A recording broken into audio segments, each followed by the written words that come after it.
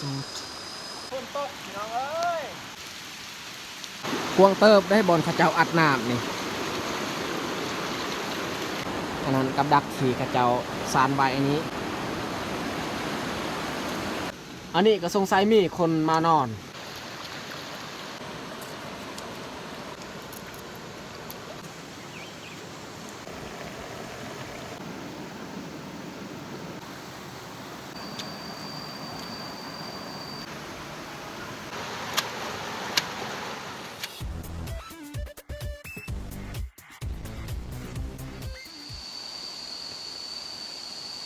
กราบสบายดีเบิร์ดสู่ครูสู่คนที่เขามาเบิ่งมาชมซองของเฮา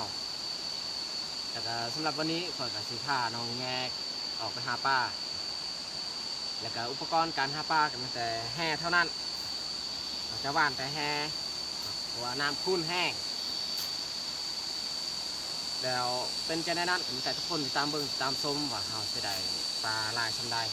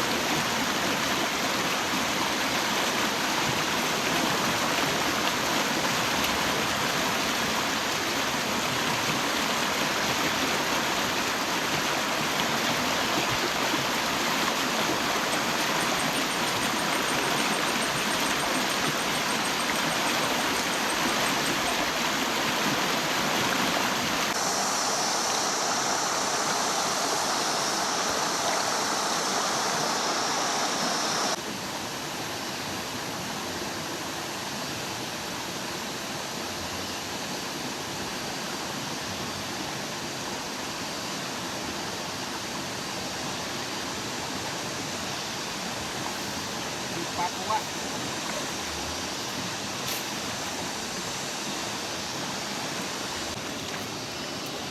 ปลากัวปลาชนิดนี้ถ้าว่ามันใหญ่นี่ได้ซ้ำขาเลย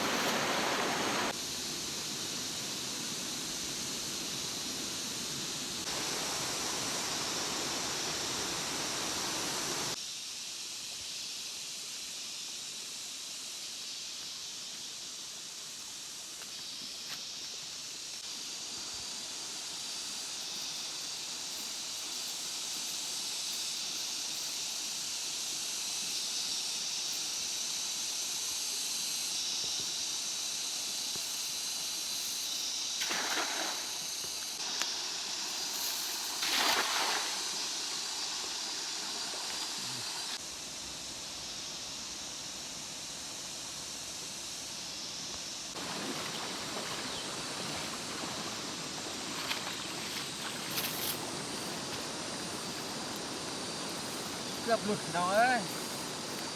ปลาสูตร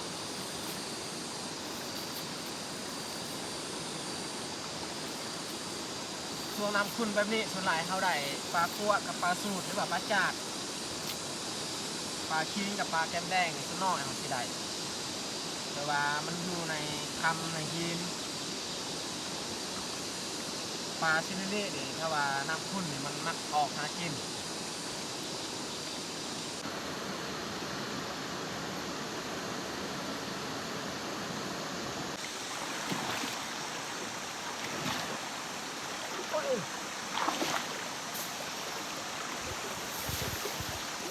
อันนี้ปลา คิงปลาคิง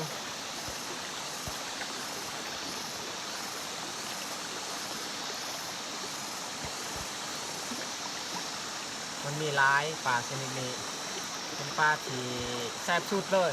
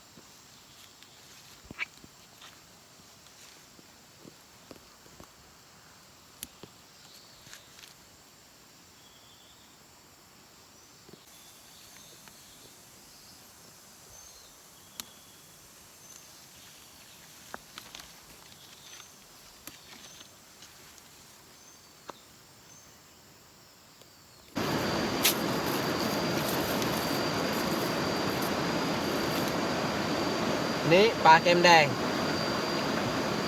ปลาแก้มแดงเนี่ยมันดีดแห้งขนาดไหน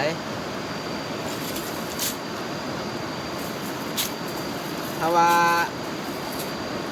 อันนั้นแห่แบบว่าเบอร์น้อยนี่มีโอกาสฉีก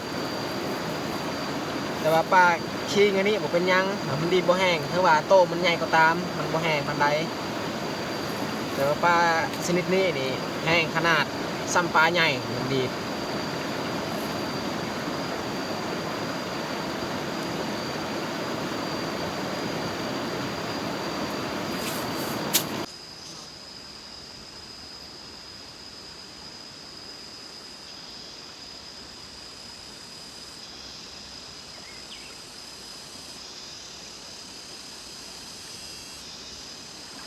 ปลาสูดน้อยปลาสูดปลาสูด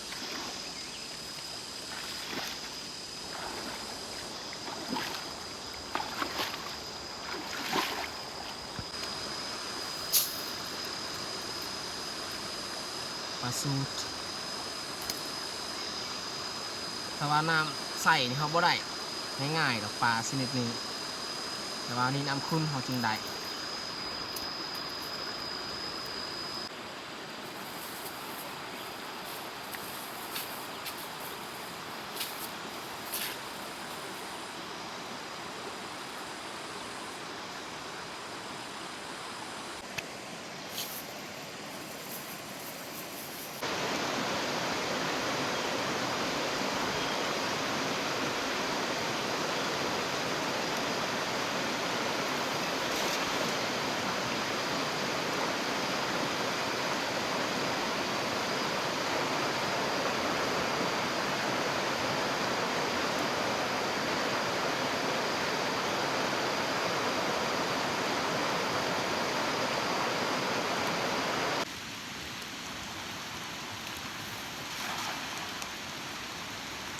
ฝนตกพี่น้องเอ้ย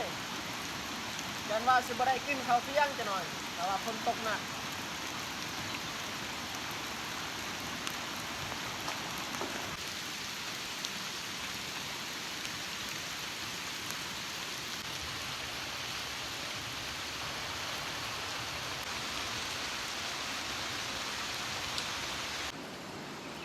อันนี้แมนกับดักของชาวบ้านเขาเฮ็ดไว้ตั้งแต่โดนแล้วเขาเฮ็ดกับดักเขาอัดน้ำแล้วก็เขาปล่อยเบื้องที่เขาใส่กับดักไว้เขาย่างไปเบื้องไกลๆเลยดูลุง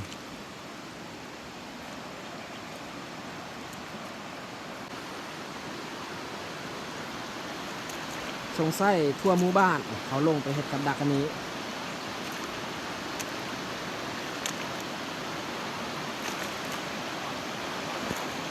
ผู้เฮ็ดกับดักอันนี้แม่นหมู่บ้านบ้านตะหม้อแต่ว่าบ่อนเขาเจ้าอัดน้ำหัน น้ำมันท่วมเห็นบอกน้ำท่วม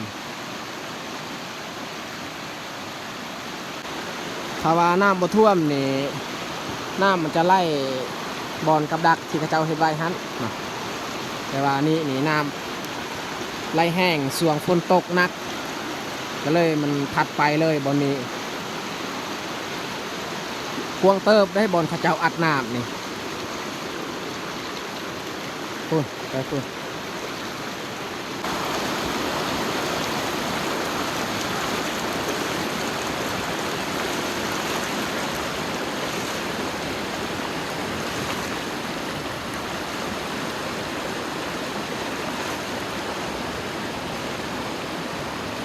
บอนทีเขาเจ้าเก็บป่าเขาอยู่นี่แหละเนาะถ้าว่าส่วงน้ำไหลอยู่นี่นี่ป่ามันจะฆ่าตามอันนั้นกับดักทีเขาเจ้าสานไว้อันนี้แต่ยาวพอสมควรได้8-9 เมตรเนาะความยาว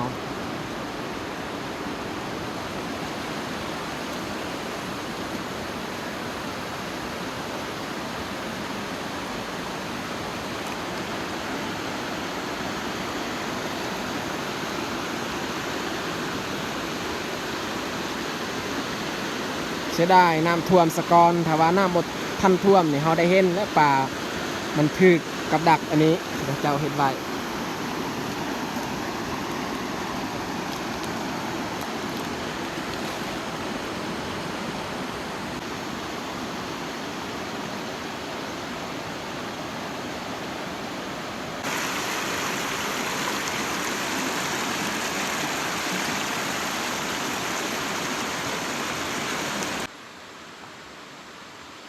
เขาพาน้องแยกมาบ้านแห่กับฮอนนี้แหละ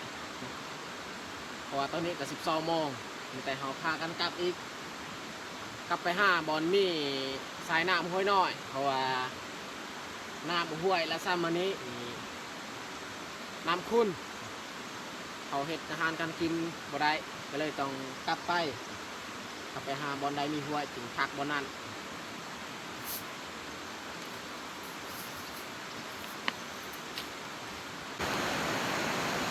น้องแยกกำลังขามขั้วบางทีนี่น้องแยกย่างไปทางเบื้องนั้นอันนี้ขามมาทางเบื้องนี้อีกเบื้องที่คอยย่างลงขั้วอูที่ข้าเจ้าเฮ็ดทรายบางอันก็ขาดแล้วข้าเจ้าเฮ็ดปีกายฝนตกอีกแล้วพี่น้องเอ้ยเดี๋ยวนี้นี่ยากและเฮาดังไฟเขาสิพักเที่ยงอยู่นี่เลยอันนี้บอนฮูฮีนอันนี้อยู่นี่ใครแน่มันบ่เปียกแต่บ่มีน้ำอีกบ่มีน้ำใส่น้ำกินนี่มีอยู่เขาเอามาตุกหนึ่งมันแต่สิเอาน้ำกินแล้วมาใส่อันน้ำที่เขาต้มของกินอีกประหยัดเอาแต่สิดังไฟบอนฮูฮีนอันนี้ถ้าว่าเขากลับไปบอนมีน้ำห้วยน้อยหันมันยากเขาดังไฟฟืนเปียกถ้าว่าเขาแปลงดีๆก็สามารถเข้าไปนอนได้อยู่นี่อันนี้ก็สงสัยมีคนมานอนนี่ไม้ซุ้มนี้นี่เขาเอามาจูดเห็ดฟืนมันบ่เปียก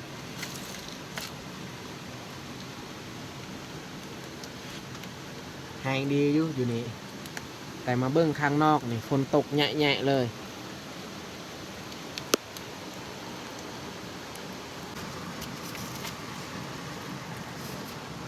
ปลาที่เฮาได้วันนี้1 2 3 4 5 6 7 8 9 10 11โตอันนี้ผักน้ำที่น้องแยกเก็บแล้วก็มีผักกูดสิต้มพร้อมกันเลย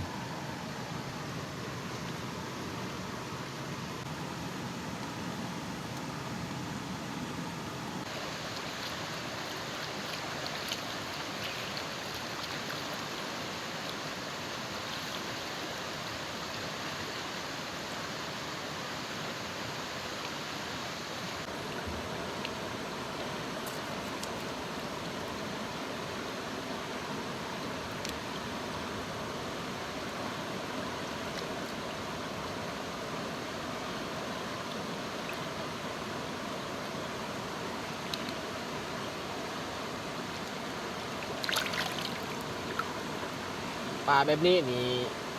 ขี้มันแซ่บเลยนี่เห็นบ่นี่มันโอ้มันกำลังมีไข่นี่บางคนนี่กินดิบเลยได้ไข่แต่ว่าเฮานี่บ่อยาก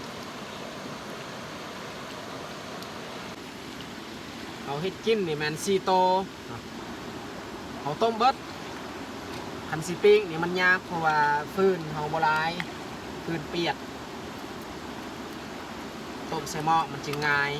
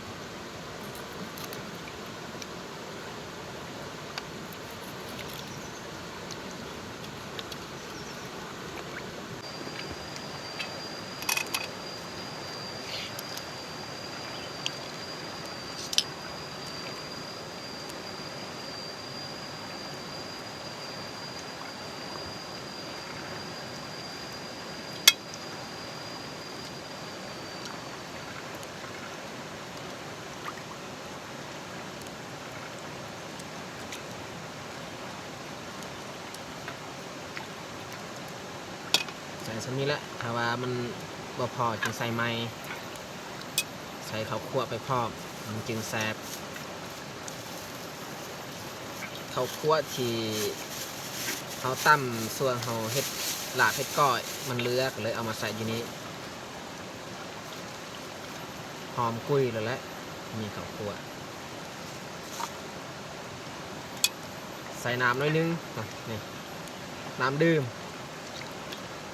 ลักษณะเขาออก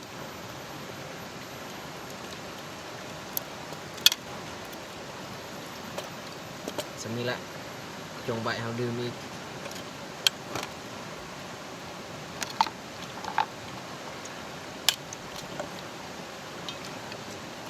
โอ้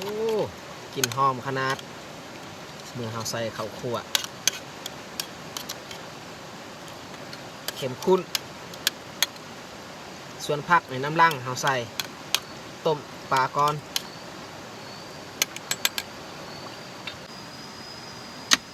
เขาสีดังไฟอยู่นี้เพราะว่าตอนนี้นี่ฝนเศร้าตกมันตกไปบ้างเวลาดังไฟอยู่นี่สบายเขาเอาหม้อมาคางไฟ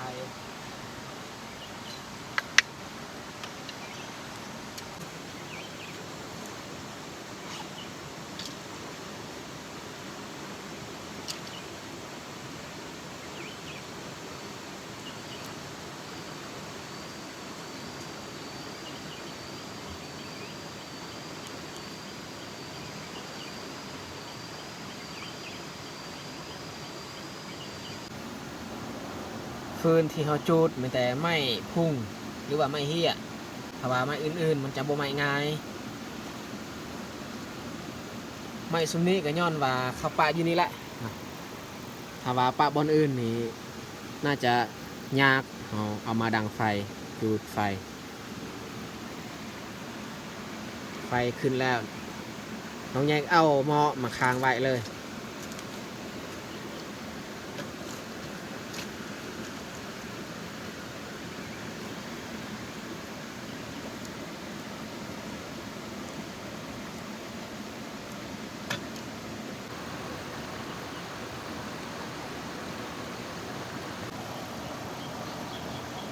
หม้อของกินน่าจะฟดแล้ว เปิดเบิง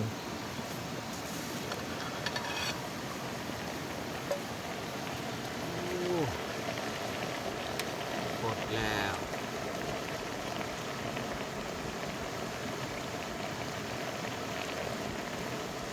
ใส่ผักเลย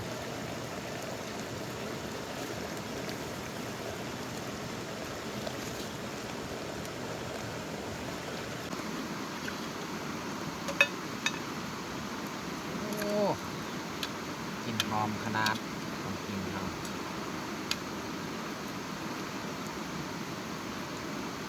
ผักน้ำกับผักกูด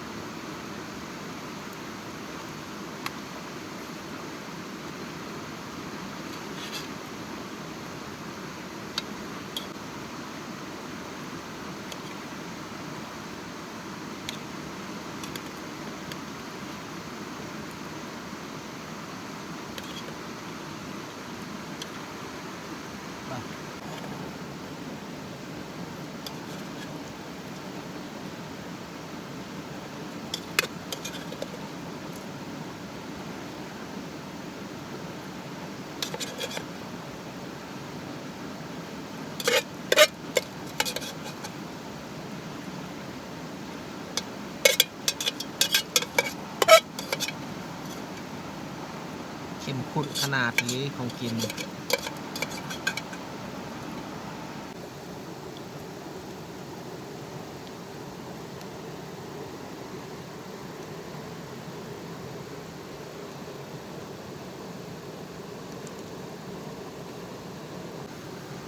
อันนี้เหมือนผักกับผักชนิดนี้เป็นผักที่หอมเหมาะสุดกับป้านี่แหละเอากับเอามาทุกคนมากินข้าวเที่ยงน้ำกัน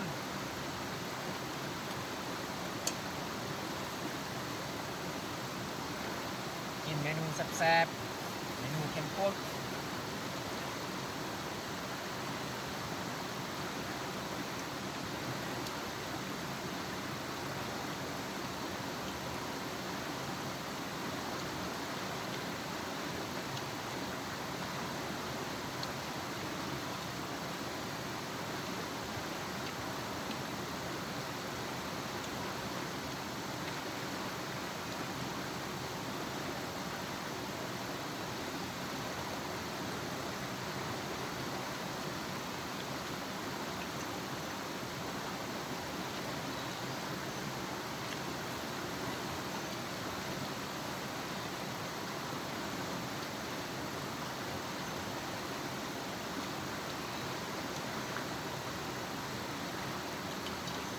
ช่วงหน้าฝนถ้าว่าเข้าป่าเข้าห้วยดีสุดนี่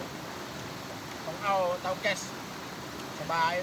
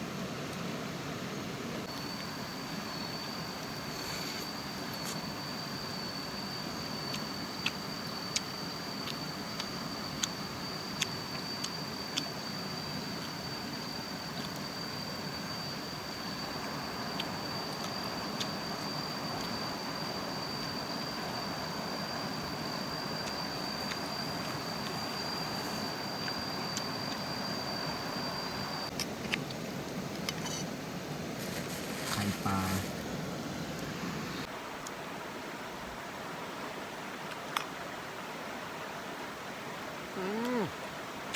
มันครับ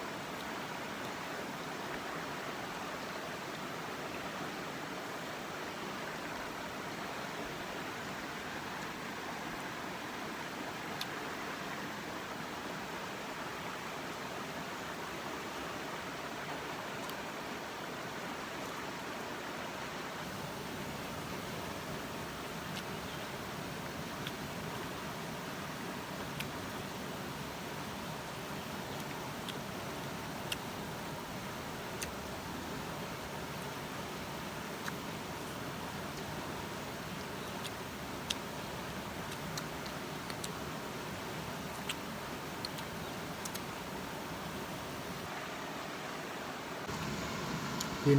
น้องใหญ่ต้องกินอีกอย่างไร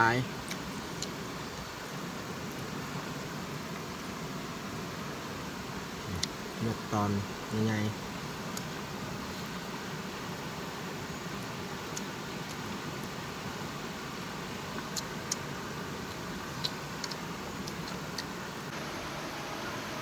ถ้วยบวงหรือว่าหม้อนี่เฮาล้างไว้เรียบร้อย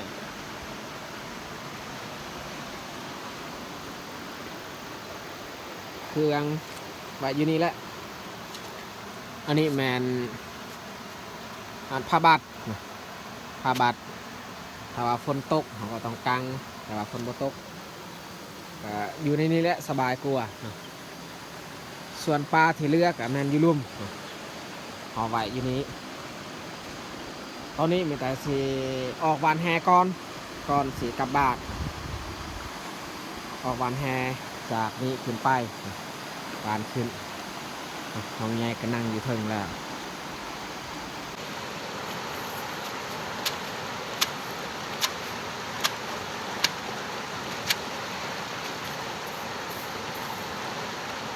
วานแฮตอนแรกนี่เขาบ่ได้พอโตเลยเพราะว่าเขาวานแต่ใกล้ๆบริเวณนี้แหละวานก็อาบน้ำมีแต่สิผ้าน้องแง่กลับบ้านเพราะว่าท้องฟ้าบุญนั่นนี่มืดขึ้นยันมาตอนแรกแห้งฝนตกหนัก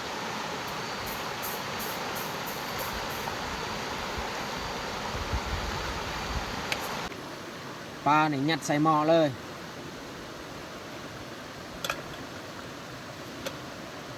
เตาอะไรกระดอกเสา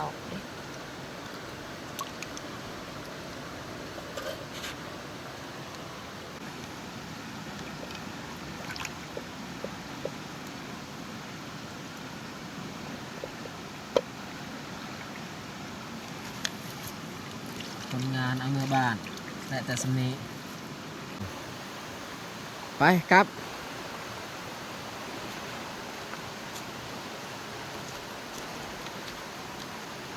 ส่วนค่อยก็สิแบกแฮนี้